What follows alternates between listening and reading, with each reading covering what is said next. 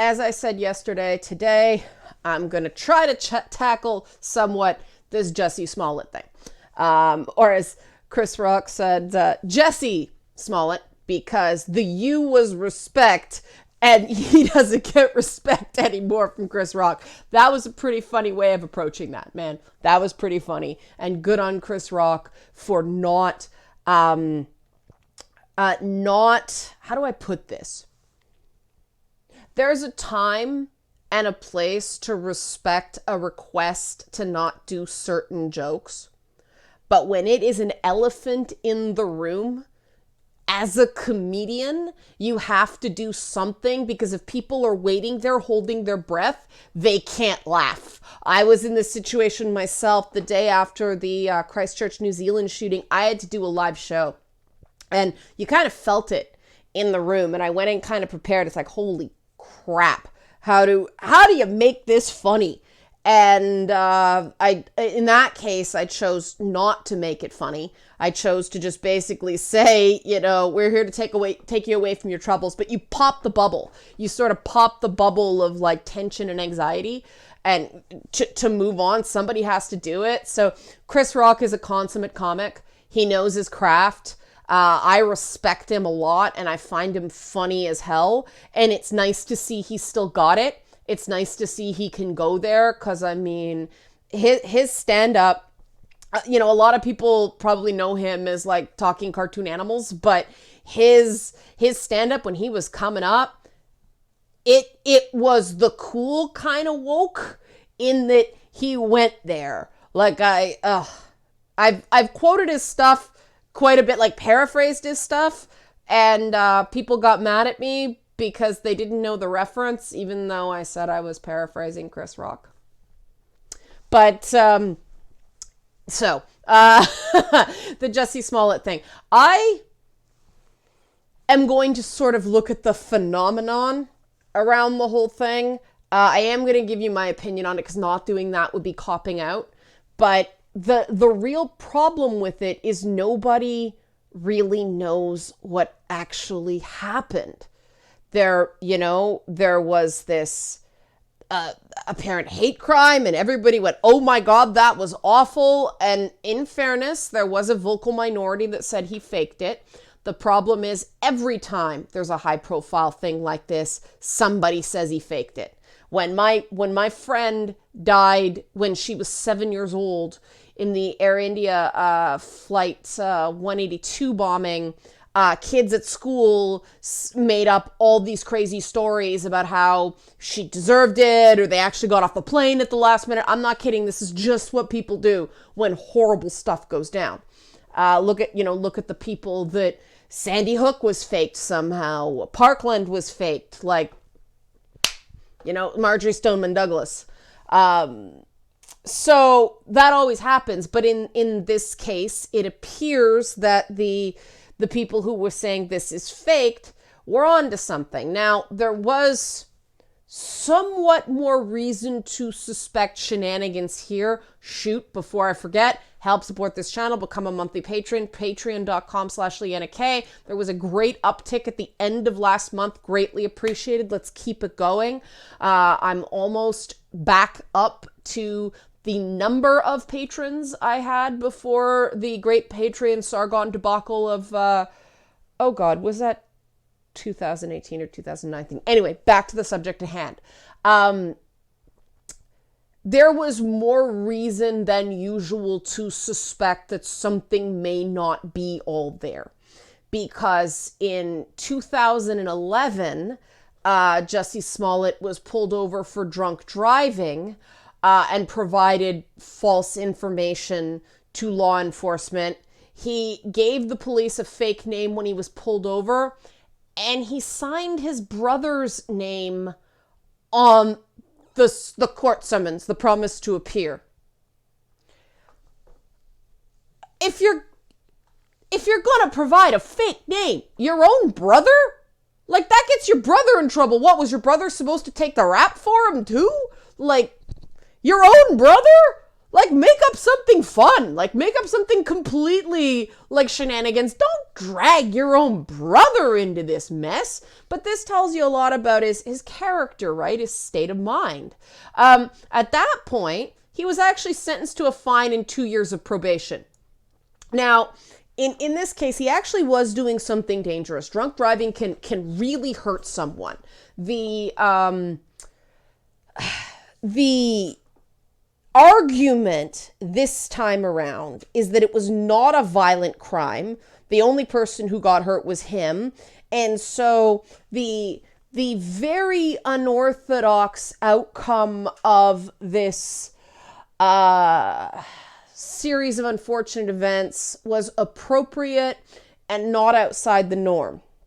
Now, I've talked to people involved in law enforcement, criminal defense attorneys, things like that. They all assure me this is not normal.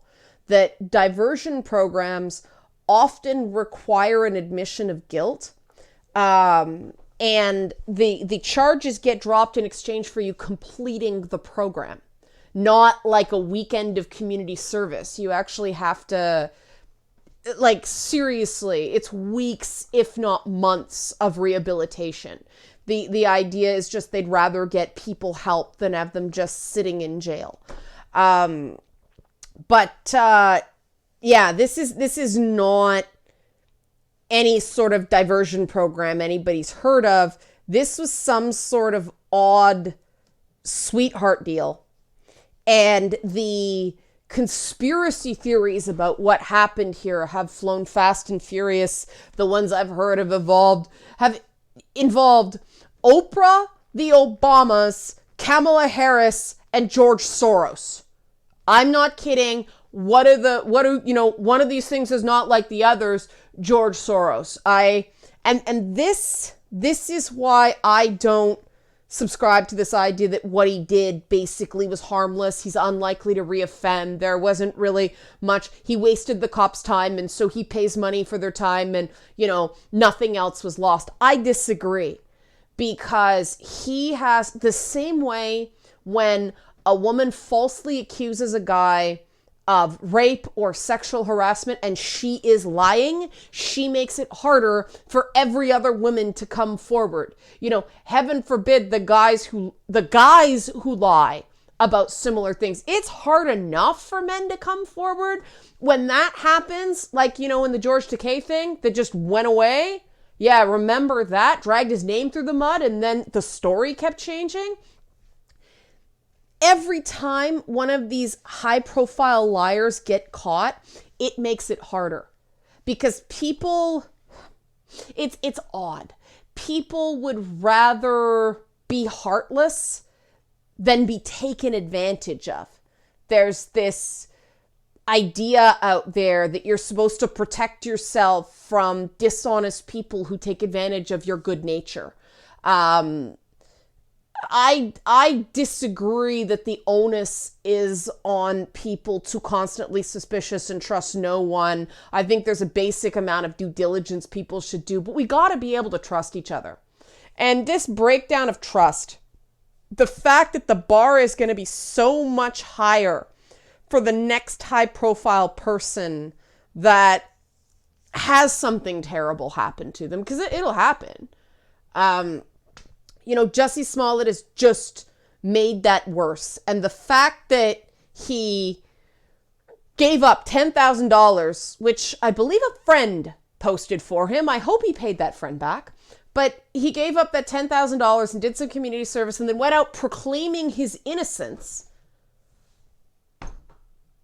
The very least he could have done is just shut his mouth for a little while. Just shut up. Just be quiet and stop the freaking grandstanding, and maybe people can find it in their heart to forgive you.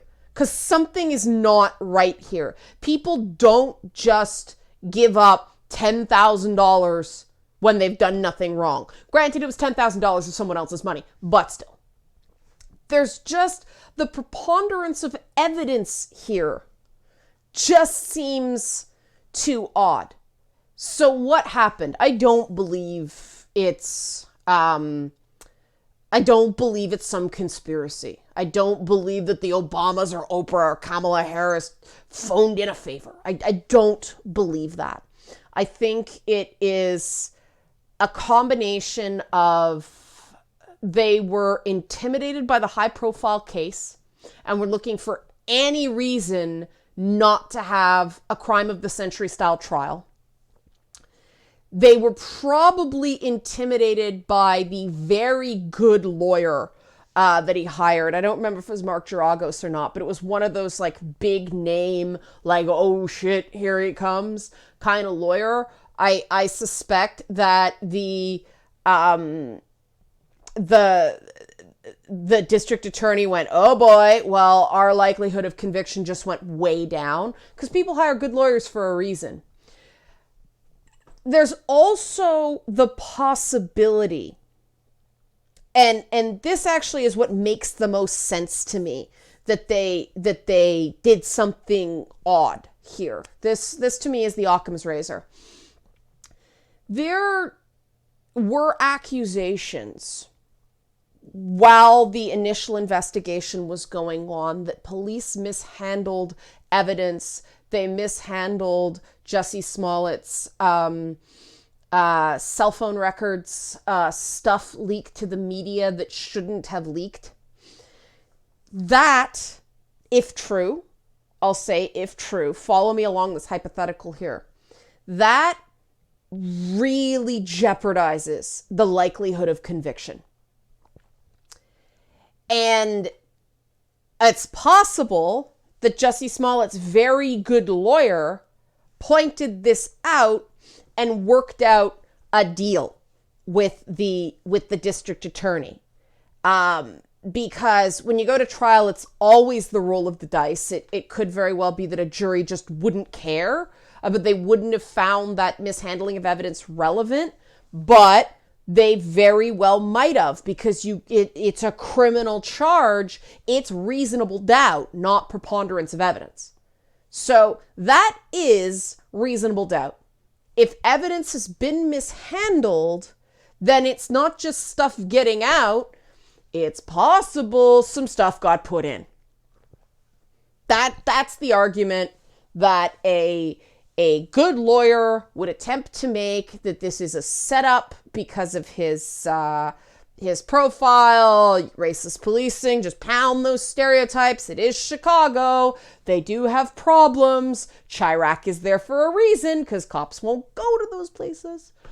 There are reasons, of course, safety and all that stuff, but still, there shouldn't be like no man's lands in major urban cities. But it is possible that they botched the investigation just enough to give him an out. And the prosecution went, shit, well, we gotta get something. So what they decided to do is recoup their costs, because they decided that there was a very high likelihood that they were going to waste more taxpayers' resources after Jussie Smollett had already wasted taxpayer resources, and they were going to have nothing to show to it. It would be a huge embarrassment. The cops would look bad. The district attorneys would look bad. Everyone involved would just look bad. And this way, everybody can yell and scream, but nobody's really going to know. That's my theory right now. Now, this can change, because obviously there's a lot we don't know. But that's the thing that makes the most sense to me.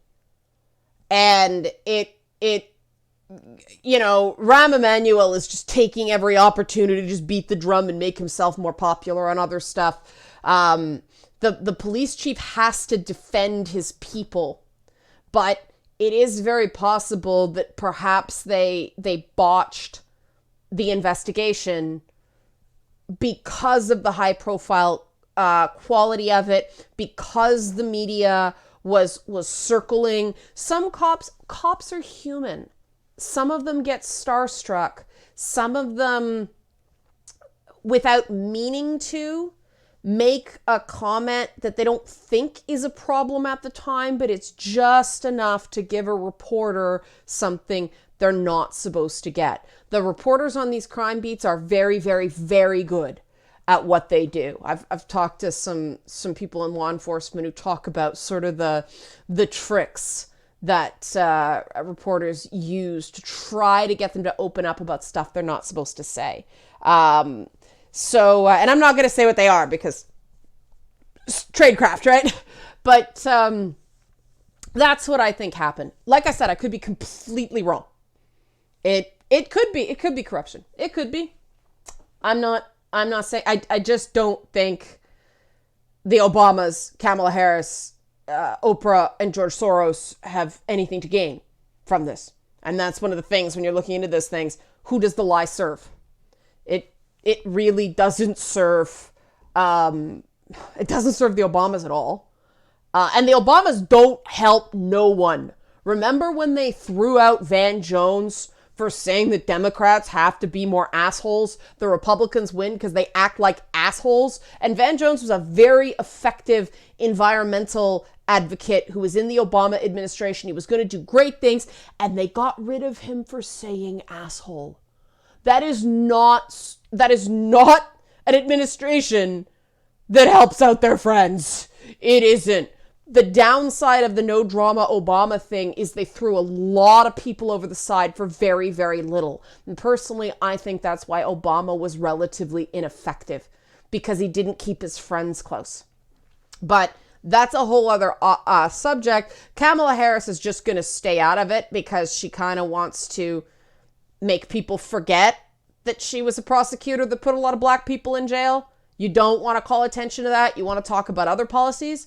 And Oprah just makes no damn sense. George Soros makes less sense. So yeah, none of the conspiracy theories make sense, but something did happen. So this is me just sort of piecing together something that at least makes some sense. Right? Okay, we'll leave it there. Help support this channel. Become a monthly patron, patreon.com/LeannaK.